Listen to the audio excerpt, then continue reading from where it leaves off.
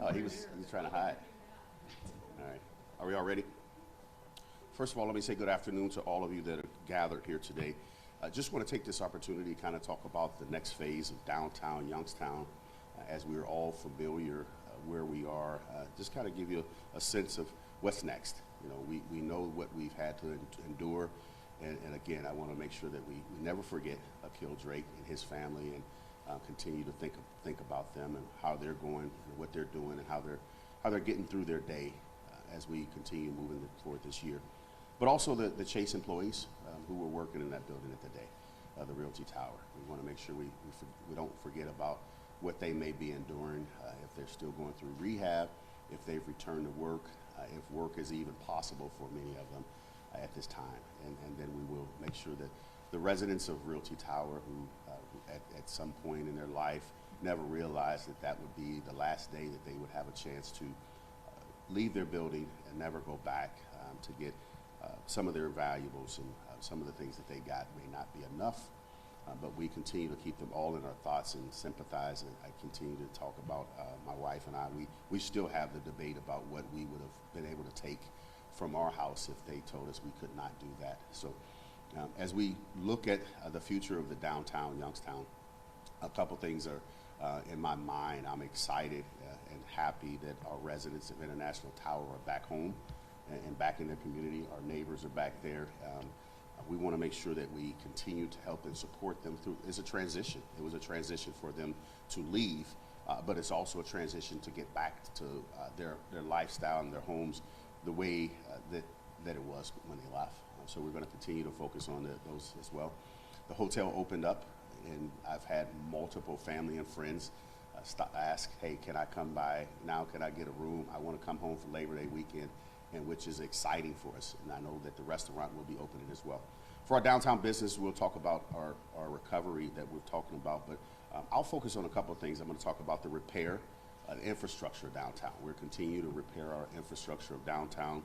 Some of our streets are open, not a lot of them are open as we speak. We'll continue to work on getting the traffic flow and moving forward. But also we'll talk about the recovery of our economics, and we'll talk about our downtown economic recovery and how we've been able to really focus with our downtown business owners, but also how do we help them in their time of need. We believe that this is an opportunity for all of us to get in and one accord, one voice, one ask, and talk about what we believe is the next best steps for our downtown recovery. And the other thing, we got to make sure that as we continue moving forward, we want to restore our relationships. We want to restore our relationships as a customer. I want to be able to say, I want to restore my relationship with my downtown favorite, smoked wings or edamame hummus that I get from downtown. So, but also we want to let individuals know that downtown is open for individuals to come and for the nightlife, the lunch specials, and just the events that are happening in our downtown. So we wanted to make sure that this didn't fall on deaf ears, that we had this conversation about where we're going and how we're going to get there. And as you can see behind me, there's a team that's working to make that happen. What we'll have today, I'll have the Councilman Julius Oliver will come and talk about the recovery of his ward and his relationship that he and I have had over this time frame. We probably spend a lot more time talking about how do we move forward, what's next for us, and building our next relationship. So we've got a lot of great things that we have in store for our downtown. And then we'll have Guy Coviello talk about the economic recovery of downtown and how we continue to help the business what they need. And then we'll have Bob Hannon kind of lead the last leg, which is probably, for me, being a social worker, is that last leg when you need help. Who do you call? You call the social workers, you call the social agencies. And I'm so proud and so happy of all those agencies. And some of them played a small part, and some played a magnificently big part. And some of their small parts were even larger than you would ever believe that is needed. So I'll have Councilman come, Guy, and then Bob will end it, and then we'll open for a few questions from you guys. Thank you. First, I want to just thank the mayor for his leadership through this whole process. We know this has been an extremely heavy lift involving International Towers, Realty Tower, the hotel, our businesses, residents downtown, as well as the mental health of our community when it comes to a tragedy like this. So First, I want to thank every nonprofit, every charitable organization, from the United Way to MyCap to Red Cross, Catholic Charities, everybody that helped us lift this heavy load through this process and get through this and get downtown to the point where it is open again. At this point, we are at the point where the mayor and I have been able to come together and match visions and really sync up what we see as far as reimagining downtown Youngstown, along with everybody else that's been involved with our business meetings. And downtown, we wanted everybody to think about those nostalgic moments, those back in the day moments when you came downtown and you wanted to have a good time and downtown was the place to be. We want to reimagine downtown and take it back to that era. We want everybody coming down with their friends, their family, enjoying everything from Oh Wow to the Cavelli Center to the amphitheater to Federal Restaurant. We want to open up downtown to you, and we're here to see that downtown is open. So thank you.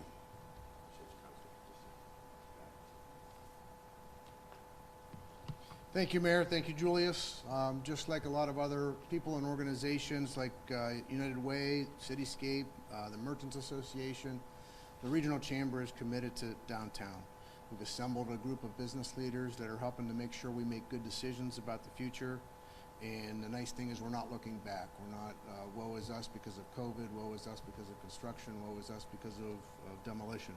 We're focused on a downtown that's opening up to business. We'll probably here very shortly announce a series of events that's going to drive people downtown, bring people from outside, and support our retail establishments. Longer term, we're looking at the economic development of downtown and what that future holds, and capitalize on the little bit of momentum that I think we already have.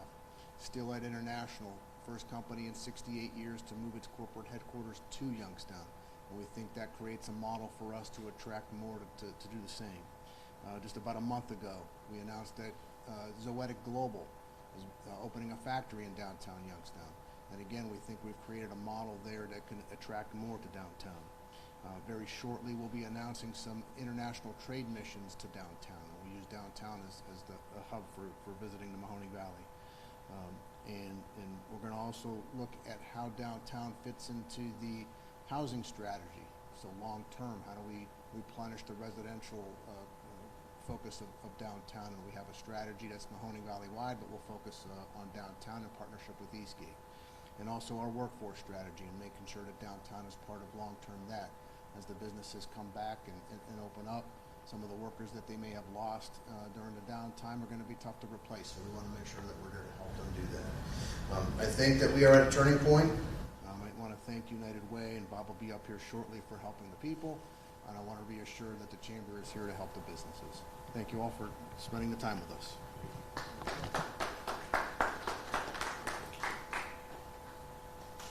Well, and the mayor serves on our board, so we talk regularly. And when he reached out to try to help with this international tower situation, and I said this before at a couple press conferences, we had 3 days to do something I thought would take 2 weeks, but it's this group back here that did a lot of the work.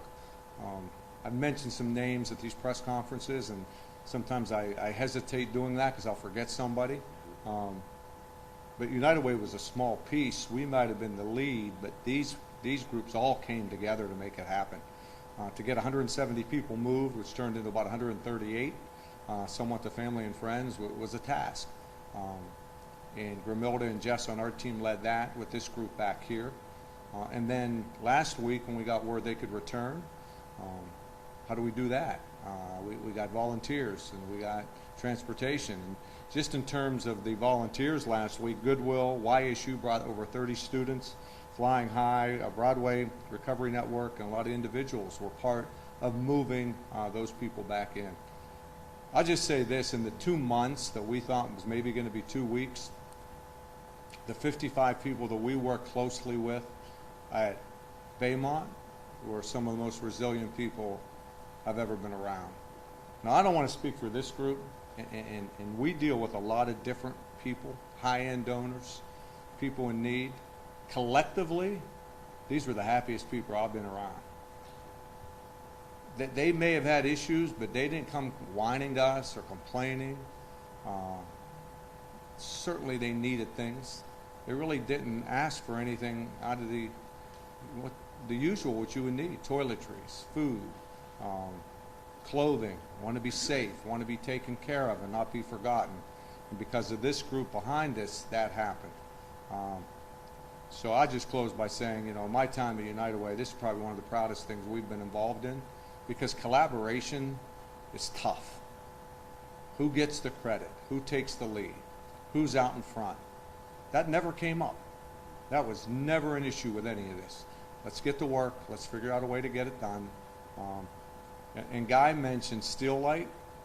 We just unloaded 6 pallets of dinnerware at our Volunteer Resource Center in Boardman. It's dinnerware we'd all love to have on our table tonight. I trust me. It's going to International Tower. We'll bring in volunteers. We'll pack it up nicely, and they will get the dinnerware. John Miles and his team stepped up from Steel Light and said, we want to help. So that's our next task this week, to get that all unpacked, get it sealed up in smaller packets, and get it to those people. I think it was asked earlier, is everybody back? I think there's about 19 people that are not back. Some of them are with family and friends that I think most of them will return to International Tower. We hope to have a little picnic one day for the people over there, and also to celebrate this group behind us that did really the heavy lifting. And you know, Mayor, thanks for trusting that we could take the lead at United Way, and hopefully you know, everybody was pleased with what took place.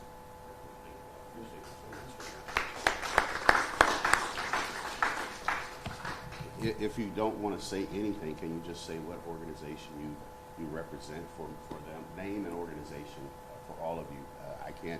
I'm with you, Bob. I can't wait till we can have this celebration right in the back parking lot where we all started. We'll have that celebration. So if you guys hear any noise downtown, it's just us having fun celebrating our residents and our neighbors. So if you would, just organization.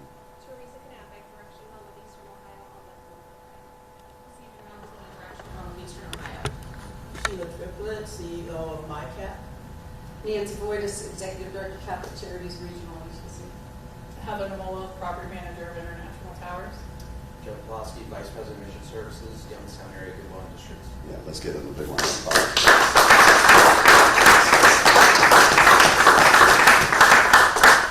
And there were so many organizations that just on the day of that would come and ask, how can I help? And that was their mission. I had people that were I just want to do transportation. They drove people from one to their relative's home to pick them up, to bring them back, and that was it. That was their part. So if any of you that are out there, you played a part, no matter how big or small, from my heart it warmed my heart to see our community come together for this. So I believe that sometime in the near future, in the fall, we need to have a downtown celebration, and we'll have more to talk about that soon when we get there. Who might have a question? There you go. I guess it could be for both you and Julie as regards council a little bit as well.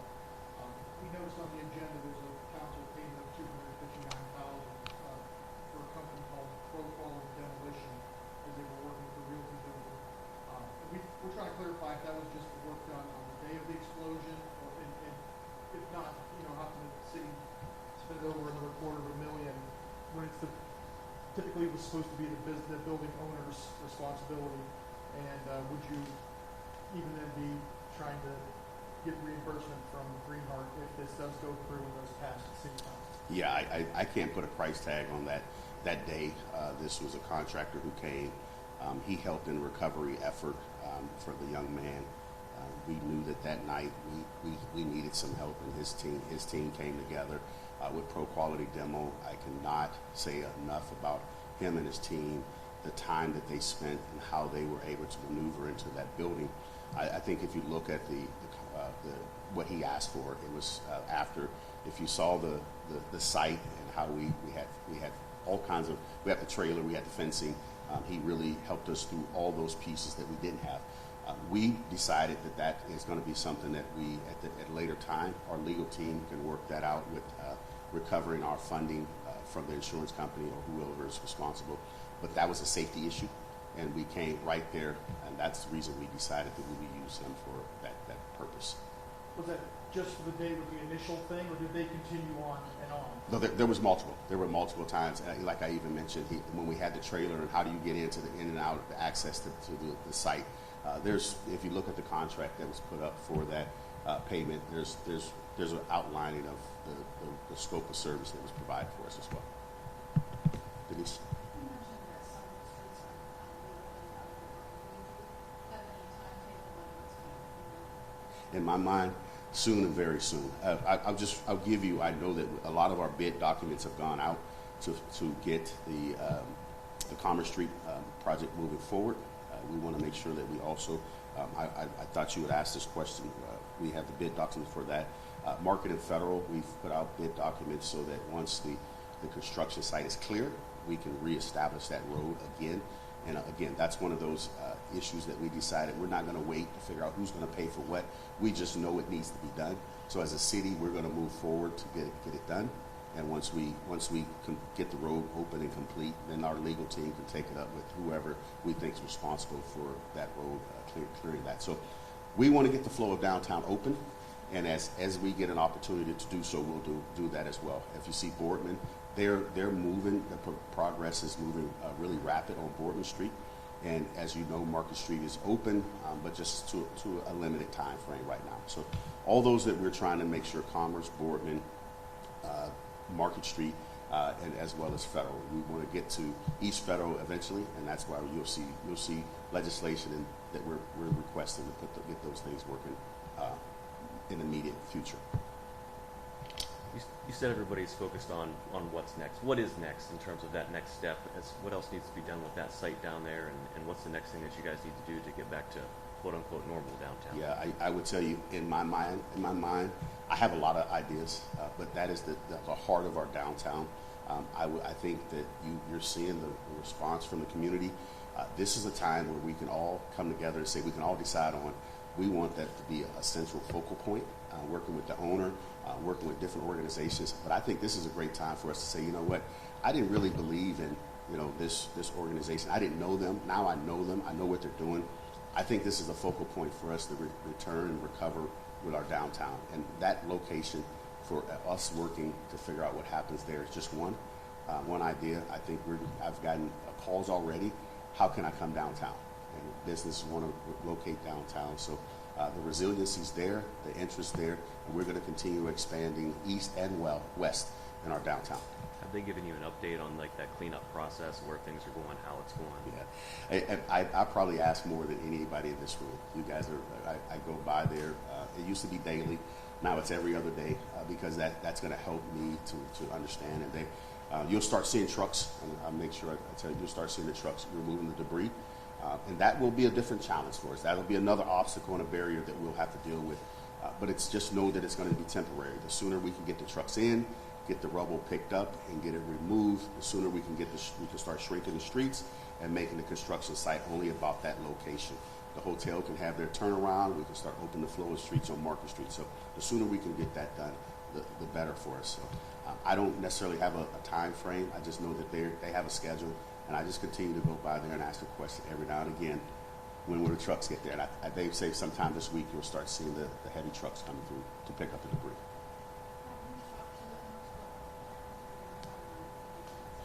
Yeah, I've asked. He tells me he's going to really wait to show me. To show me that he's not really committed to anything yet. He says something great you're going to be proud of, Mayor. And I'm happy to hear that. So we're going to be waiting to see what he has to show us, and I'm looking to be proud of something right there at that Central Square. Anybody else? Mayor, one quick question. He talked about briefly the rubble that's still over there and the pile that still needs cleaned up.